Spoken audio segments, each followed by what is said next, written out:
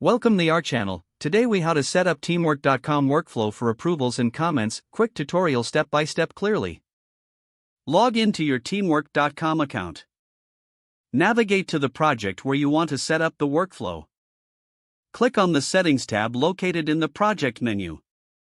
Select the Workflow option from the Settings menu. Click on the Add Stage button to create a new workflow stage.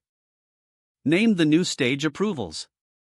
Define the criteria for this stage to ensure clarity in your workflow. Click the Add Stage button again to create another stage. Name this stage Comments. You can choose to allow comments in this stage to facilitate feedback. Drag the newly created stages to arrange them in the order you want. Next, click on the Settings tab again to adjust task settings. Enable the Require Approval feature for the Approvals stage.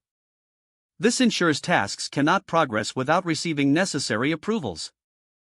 Go back to your project dashboard.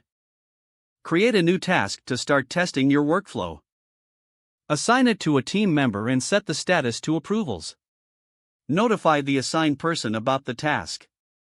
Once they review and approve the task, it will move to the next stage.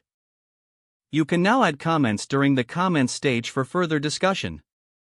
Ensure team members understand how to use the workflow effectively. Regularly review and adjust your workflow stages as necessary. This will help in maintaining efficiency and clarity in your project management process.